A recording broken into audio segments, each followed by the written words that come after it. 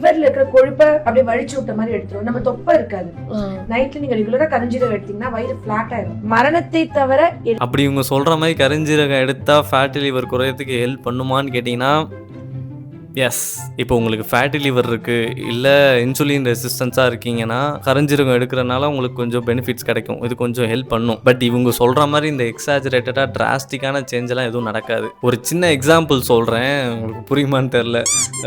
இப்போ என் கையில் வந்து ஒரு வெட்டு விழுந்து ஓப்பன் ஆகி ரத்தம் கொட்டிகிட்டு இருக்கு, விச் இஸ் ஃபேட்டி லிவர். இப்போ ரத்தம் நிற்கிறதுக்காக நான் ஒரு பேண்டேஜ் போடுறேன், விச் இஸ் கருஞ்சீரகம். இப்போ நான் பேண்டேஜ் போட்டனால ரத்தம் நின்றுச்சு. பட் உள்ளே இருக்க ஊண்டு சரியாச்சான்னு கேட்டால் கிடையாது. இப்போ நான் அந்த புண்ணு சரியாகாம திரும்ப திரும்ப அந்த ஊண்டில் நான் அபியூஸ் பண்ணிக்கிட்டே இருந்தேன்னா ஆல்ரெடி இருக்கிற ஊண்டு இன்னும் மோசமாக தான் ஆகும், நோ மேட்டர் எவ்வளோ பேண்டேஜ் போட்டாலும் சரி. அதே மாதிரி தான் நீங்கள் ஆல்ரெடி ஒரு போர் லைஃப் ஸ்டைலில் இருக்கீங்க, இஷ்டத்துக்கு சாப்பிட்றீங்க, ஒரு ஃபுட் கண்ட்ரோலே இல்லை, நைட்டு சரியாக தூங்க மாட்டீங்க, இஷ்டத்துக்கு சரக்கு அடிக்கிறீங்கன்னா உங்களுக்கு ஃபேட்டி லிவர் இன்னும் அதிகமாயிட்டே தான் இருக்கும். வெறும் இந்த கருஞ்சீரகம் எடுக்கிறனாலலாம் உங்களுக்கு ஃபேட்டி லிவர் சரியாகாது. உங்களோட போர் லைஃப் ஸ்டைலை ஃபிக்ஸ் பண்ணுறது தான் ஒரே சொல்யூஷன். உங்களோட ஃபுட் ஹேபிட்டை ஃபிக்ஸ் பண்ணணும், உங்களோட ஸ்லீப் சைக்கிளை ஃபிக்ஸ் பண்ணணும், அதுக்கப்புறம் ஒரு ப்ராப்பர் டயட்டில் இருக்கணும், ஒரு ஃபிசிக்கல் ஆக்டிவிட்டி உங்கள் லைஃப் ஸ்டைலை இன்க்ளூட் பண்ணணும். இதெல்லாம் பண்ணதுக்கு அப்புறம் இந்த கருஞ்சீரகம் எடுக்கிறீங்கன்னா அதுலேருந்து ஒரு பெனிஃபிட்ஸ் கிடைக்கலாம் உங்களுக்கு. ஸோ உங்களோட லைஃப் ஸ்டைலை ஃபிக்ஸ் பண்ணாமல் இந்த மாதிரி கருஞ்சீரகம் அது இதுன்னு ஏதாவது நாட்டு வைத்தியம் எடுத்தால் உடனே சரியாயிரும்னு சொல்லி நம்புறது முட்டாள்தனம்.